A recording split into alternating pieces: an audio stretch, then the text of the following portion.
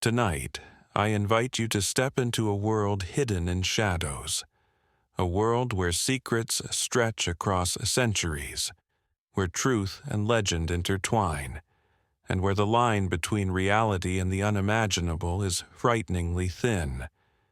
This is a story that whispers of hidden knowledge, forbidden devices, and a power that has shaped the world from behind closed doors. Brace yourself, for what you're about to hear may change the way you perceive history, faith, and the very fabric of reality. For hundreds of years, a place known to many as a center of faith, devotion, and devotion alone has harbored secrets so deep they have been whispered about only in the most clandestine circles.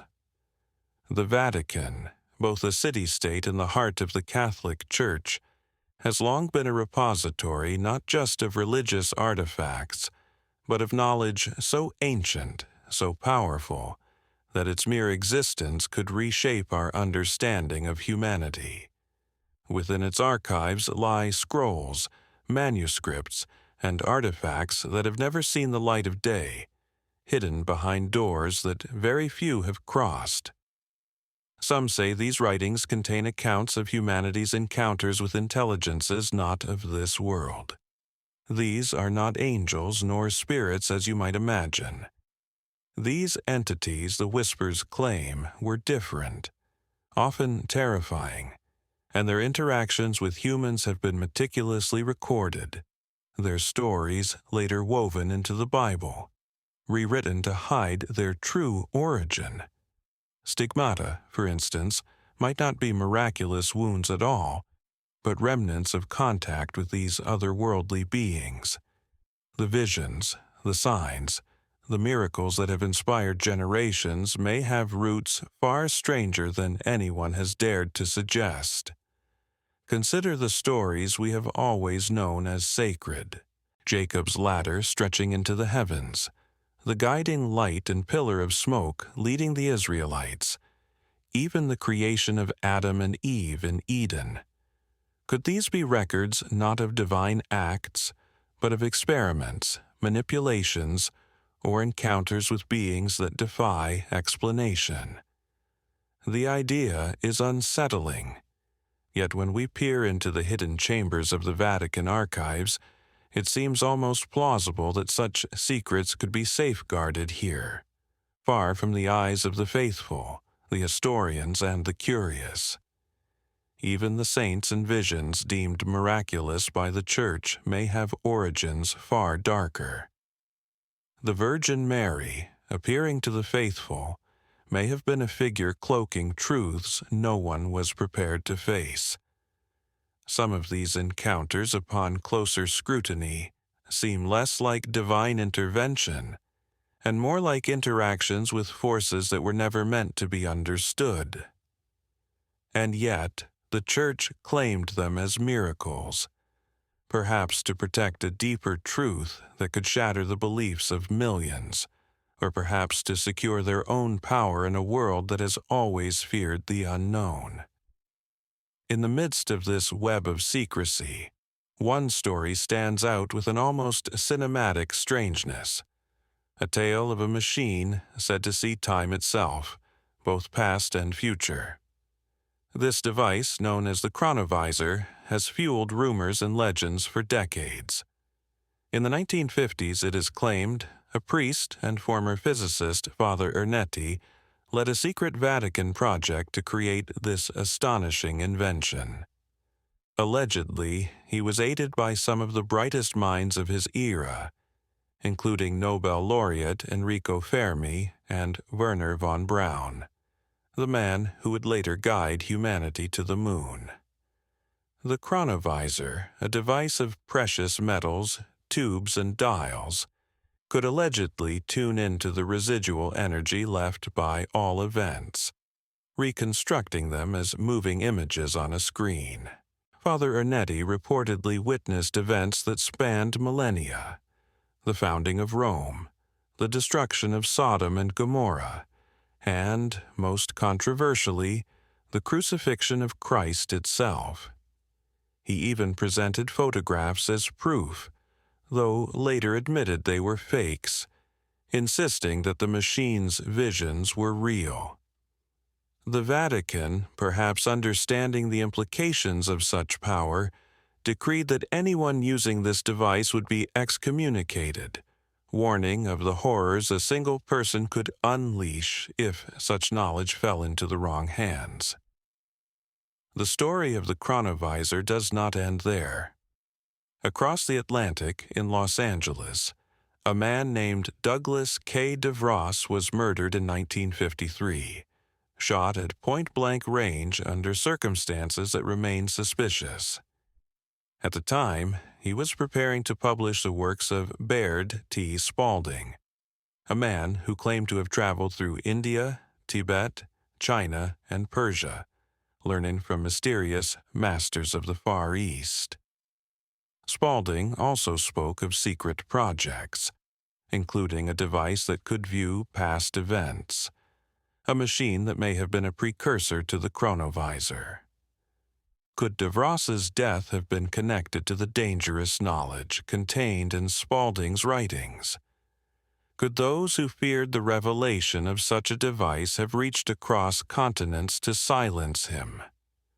Even decades later, claims have surfaced that the Vatican may have shared such technology with intelligence agencies, that the CIA and other organizations may have had access to the knowledge, perhaps seeking to harness it for political or strategic advantage.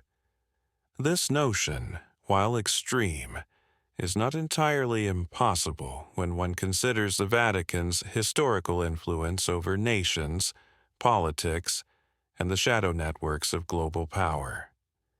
And then there is the story of Pope John Paul I, a man whose brief 33-day papacy ended with sudden death under mysterious circumstances. His vision for a poor church for the poor, his desire to expose corruption and lavish excess within the Vatican, and his clashes with powerful figures managing the church's finances all set the stage for intrigue.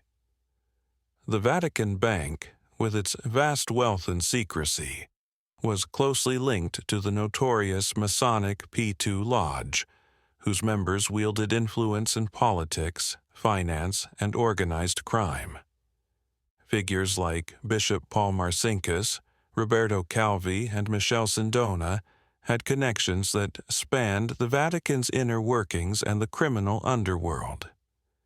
Calvi would later be found hanged beneath a bridge, his death shrouded in symbolism and mystery. Sindona would die in prison under suspicious circumstances. These connections, combined with John Paul II's determination to reform the Church, have led many to speculate that his death may have been anything but natural. Even the discovery of his body is surrounded by conflicting accounts. Some claim that a loyal nun, Sister Vincenza, found him, while official Vatican sources deny this. A mysterious piece of paper, allegedly in his hand, reportedly listed names of those with connections to the P2 Lodge and Vatican financial crimes. The Church officially denies its existence, yet the rumors persist, haunting historians and investigators alike. The threads of these stories, hidden archives, interactions with entities beyond comprehension, forbidden technology, and sudden, suspicious deaths, intertwine into a chilling tapestry. They suggest a Vatican more complex, more secretive, and more influential than the world perceives. Here, faith, knowledge, power, and fear converge in ways that have shaped history for centuries, leaving us to wonder, what truths are still concealed behind those ancient walls? What knowledge might exist, unseen, that could change everything we think we know about our world, our past, and perhaps even the very nature of reality itself? Tonight, as you listen, consider the possibility that what we see, what we are told, and what we believe may only be a fraction of a far greater story. The shadows of the Vatican stretch long and deep. The corridors of power and secrecy within its walls conceal mysteries that may never fully be revealed. Yet, for those who dare to imagine, the whispers of the past, the hints of forbidden knowledge, and the echoes of lives entwined with the Church's hidden truths form a haunting melody, a story that refuses to be silenced. And somewhere, deep within the hidden archives, the truth waits, waiting for the one brave enough, or perhaps foolish enough, to seek it. But the story does not end with the Chronovisor or the hidden scrolls. There is a legend, whispered only among a few scholars and archivists, of a hidden chamber beneath the Vatican that even the most senior cardinals have never entered. They call it the Chamber of the Lost Pages. According to these rumors, it is here that the Church stores documents and artifacts deemed too dangerous for the world. Among them are manuscripts that supposedly predate known history, detailing events that challenge everything we have been taught. Some speak of civilizations that vanished overnight, of knowledge stolen by those who would use it for control, and of entities whose understanding of reality dwarfs our own. One story tells of a monk, centuries ago, who stumbled upon one of these forbidden manuscripts. His name was Brother Matteo. Matteo was a humble scribe, tasked with copying ancient texts. One night, while the Vatican slept, he noticed a faint light glowing from beneath a hidden door deep in the archives. Driven by curiosity, he pushed the door open and found a narrow stairway leading down into darkness. As he descended, the air grew colder, thick with a scent he could not identify.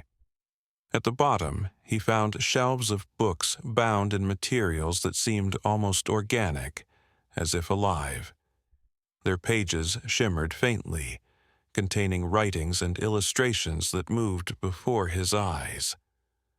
One in particular caught his attention, a depiction of a celestial being descending to Earth, not with a halo or wings, but with forms and shapes that made his mind reel.